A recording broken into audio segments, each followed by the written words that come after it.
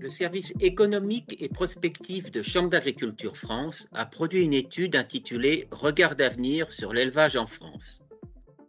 Après un premier volet sur la diminution des cheptels, ce deuxième épisode évoque la baisse des volumes disponibles et son impact à la fois sur les marchés intérieurs et extérieurs.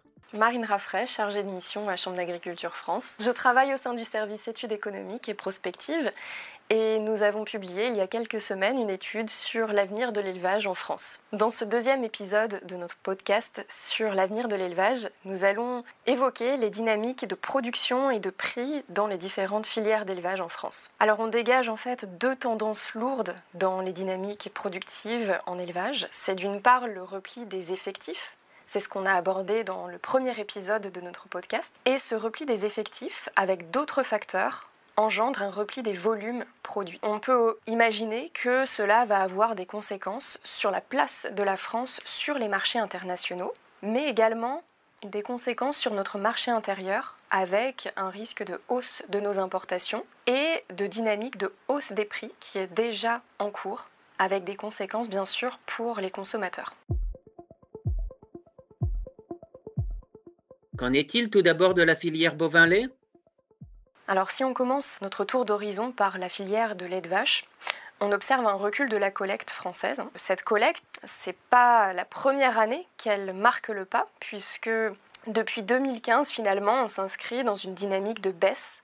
Depuis la fin des quotas laitiers, après un pic en 2014, qui avait inscrit la collecte à 24,5 milliards de litres, eh bien, on observe de premiers décrochages à partir de 2016 et depuis, on ne fait que diminuer la collecte alors que, voilà, en 2022, on s'approche des 23,3 milliards de litres. Donc on a perdu plus de 1 milliard de litres de lait en France. Finalement, cette tendance à la baisse, c'est le résultat d'une décapitalisation, donc d'une baisse du cheptel de vaches laitières.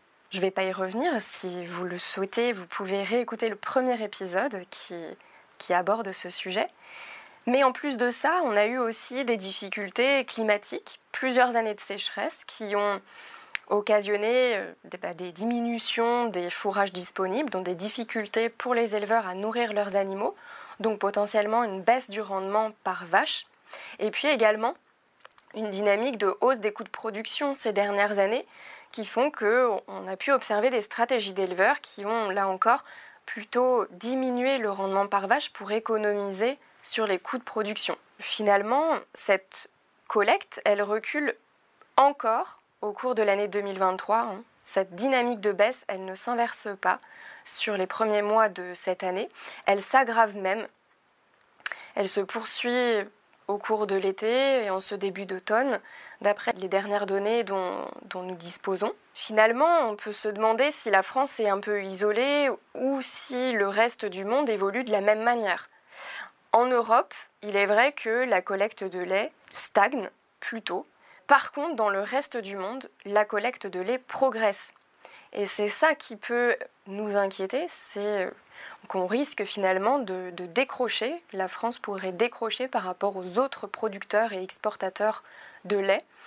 Par exemple, les États-Unis voient leur volume de lait progresser de 4% entre les années 2019 et 2022, l'Inde de plus 5%, la Chine de plus 22%, alors que donc la France est en baisse constante.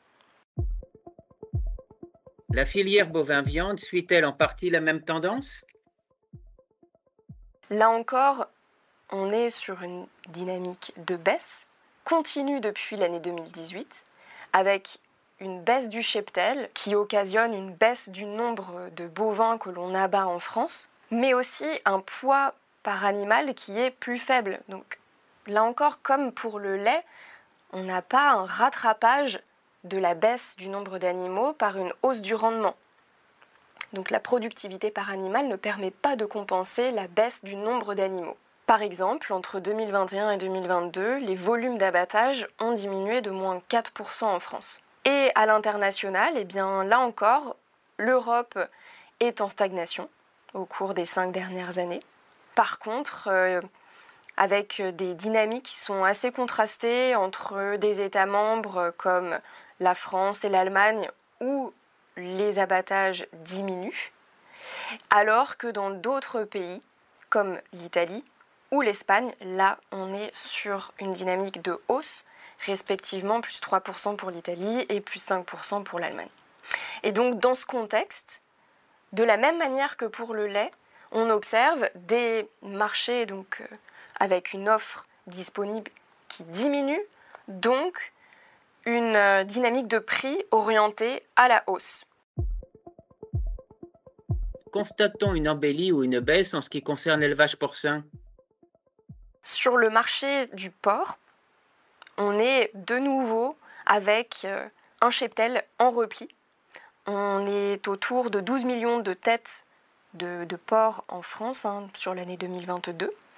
Mais le recul du nombre de porcs que l'on a en France s'accélère, tout comme ce que l'on a pu déjà observer sur les marchés de bovins lait et de bovins allaitants. Donc le rythme de baisse, il était à moins 3% entre les années 2020 et 2021 et moins 6% entre les années 2021 et 2022 en nombre de porcs. C'est une dynamique que l'on retrouve dans l'ensemble de l'Union européenne. Donc cela fait que la France ne recule pas en termes de rang sur le marché du porc dans l'Union européenne. Par contre, on peut souligner qu'il y a une exception dans ce paysage, c'est l'Espagne, qui continue d'augmenter son cheptel de porc et qui est en train de dépasser, par exemple, l'Allemagne, qui était le premier pays. Les abattages en France de porc reculent moins en volume qu'en nombre d'animaux. Et la filière a pu bénéficier de prix qui sont orientés à la hausse, étant donné l'offre limitée sur l'ensemble du marché européen. De façon récurrente, notre production ovine est déficitaire par rapport à notre consommation. Y a-t-il une évolution à ce sujet? Sur les marchés des ovins, nos abattages d'agneaux sont de la même manière en chute libre depuis une vingtaine d'années. On a observé entre l'année 2002 et 2022 un recul de moins 32% du nombre d'agneaux et de moins 29% en volume d'abattage. Donc c'est colossal. Dans le contexte de ces dernières années, avec vraiment une offre très limitée, les cotations des agneaux ont atteint presque 8 € par kilo en moyenne sur l'année 2022. Donc c'est une hausse de plus 18,5% par rapport à la moyenne des 3 dernières années. Donc assez phénoménal. Du fait d'une baisse générale sur le cheptel des agneaux européens, et notamment de l'Espagne, qui est un des principaux producteurs européens et un de nos principaux fournisseurs. Dans ce tableau un peu sombre, y a-t-il quelques productions en élevage qui font exception? Alors dans ce tableau général, on peut souligner 2 exceptions. D'une part, les marchés laitiers de brebis. Le marché du lait de brebis est en progression quasi constante ces dernières années. Donc c'est absolument une dynamique inverse de celle du marché du lait de vache. Alors certes, en 2022, la collecte de lait de brebis a reculé de moins 2,5% par rapport à l'année précédente. Mais la dynamique générale sur ces dernières années est orientée à la hausse. Et de la même manière, le lait de chèvre est également en progression depuis 2014.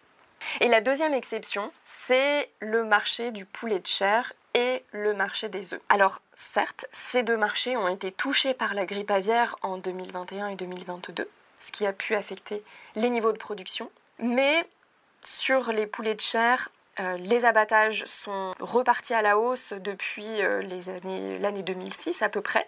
Et la production d'œufs est elle aussi, de façon générale, à l'exception évidemment de l'année 2022 du fait de la grippe aviaire, en général elle est orientée à la hausse. C'est lié à une demande française très dynamique. La consommation d'œufs et la consommation de viande de poulet augmentent nettement en France. Quelle conclusion peut-on tirer de ce panorama? Donc pour conclure, On peut dire que ce panorama des dynamiques de production des filières animales a plusieurs tendances communes. D'une part, un repli des effectifs et des volumes que l'on produit en France, et d'autre part, un risque de perte de rang de la France dans les marchés mondiaux des produits d'origine animale. C'est important à souligner parce que la France occupe une place non négligeable dans ces marchés mondiaux. On est un exportateur important sur plusieurs des marchés des filières animales. Et donc, le fait que l'on recule en termes de production et que plus généralement l'Union européenne recule également, cela va participer au renchérissement des cours des denrées animales en France et à l'international, et donc avec des conséquences pour le pouvoir d'achat des consommateurs et potentiellement une hausse de nos importations pour répondre à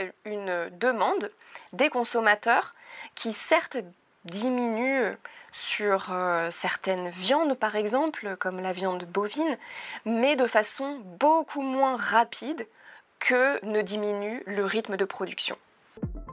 Retrouvez l'intégralité de l'étude prospective Regard d'avenir sur l'élevage en France sur le site internet de Chambre d'agriculture France, chambre au pluriel, -agriculture.fr, dans la rubrique Publications.